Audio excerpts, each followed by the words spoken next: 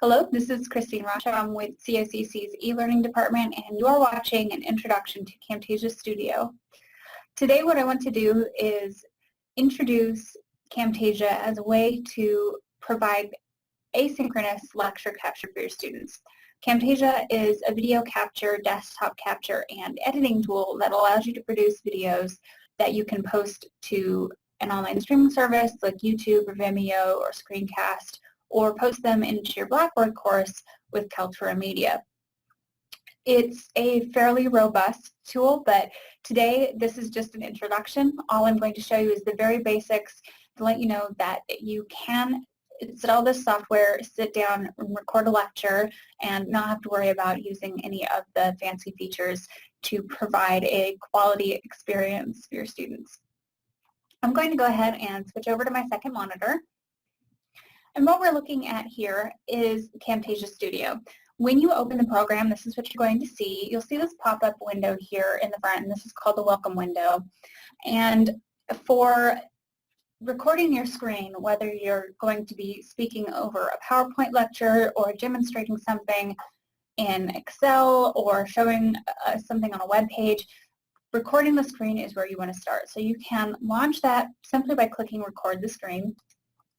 And what you'll notice right away is that the actual Camtasia Studio program disappears, and what you'll see in its place, two things. This here, which is the recording tools, which is what allows you to control both what is being recorded, what area, and also what inputs are being recorded. So in this case, I'm recording my audio, and then the area, which allows me to select a specific portion of my screen that's being captured. Right now I want the whole full second screen.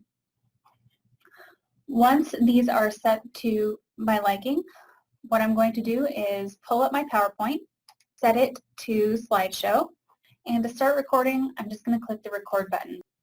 And now you're recording. So anything that's being spoken here is going to be captured through Camtasia Studio, and this is what will be in the produced video. So in the case of PowerPoint, I can come down and advance the slides. I can give my lecture just as if I were providing this lecture in class. You can flip through the slides. You can give your speech. You will be able to edit some things in Camtasia Studio after the fact if you choose to do so. But honestly, if you were standing in front of your class giving the same lecture, not be expecting absolute scripted perfection. So I tend not to worry about it too much. And I hit escape to close out my slideshow, and there's my recording controls, and I can just click stop. Camtasia will open up a preview. You can still bring it into the screen of what you just recorded. Now this was recording both my audio, so my speaking over my PowerPoint, as well as the slides. So I can see here a preview of what I've just done, and I have a couple of options. I can delete it, I can trash it and start over. I can produce it if I'm happy with what I've done and I don't do any editing at all. I can click produce and share, or if I want to do a very minimal amount of editing, I can click save and edit, which is what I'm going to do. And what this is going to do is it's going to save the recording file, and then it's going to import that recording file into Camtasia Studio. And here is where I can do any amount of editing that I want. All I'm going to show you is to trim off the beginning and ends of the lecture, just so you're not seeing things like my desktop and me fiddling with the controls. Just so we have a very basic idea of what we're looking at here, this is the preview window. Anything in here, this will show you what your edits look like and what they will appear as when your students watch the lecture. This side over here are your editing controls, as well as the ability to do things like put in callouts, zoom in on the screen. If you have media that you're bringing in, you can do that here as well. And then down on the bottom, this is your video timeline. So you can see that we go from 0 minutes up to about 1 minute is about how long this one is. I have my audio markers as well as my screen, and I have this here, which allows me to advance through the video. my preview is going as well. I call this my timeline marker because it allows me to mark certain parts of the timeline and make edits at specific points. So in this case, I'm just going to chop off the beginning and the end where I wasn't speaking. So here is where my lecture ends.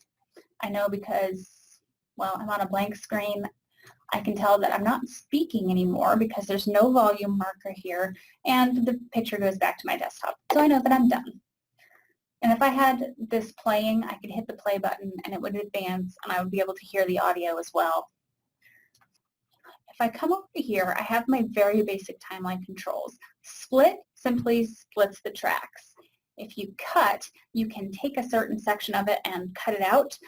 And here are your undo and redo buttons. You can also zoom in or zoom out on your timeline. I'm going to simply split, so I'm going to click the split button, and you can see that it's split off this bottom half here, or this ending section that I don't need. And I can just click the delete key on my keyboard, and it's going to delete the active part of the track, which is this blue one. Delete. I'm going to do the same thing to the beginning, and I'm going to zoom just a little bit so I can see that. Take my timeline marker over. This is where I begin speaking.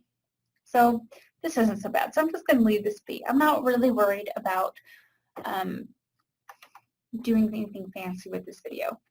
So I've recorded my screen. I've made the minimal amount of editing that I want to do in order for this to be posted, and now I'm ready to produce it. Right now, if you're looking at your video within Camtasia, that is a Camtasia file. So it's not like an MP4 or AVI, WMV, any kind of media file that you can just click on your desktop and it will play like a video. You need to produce it. You need to convert it from this Camtasia project to a video file. And the way that we do that is through produce and share.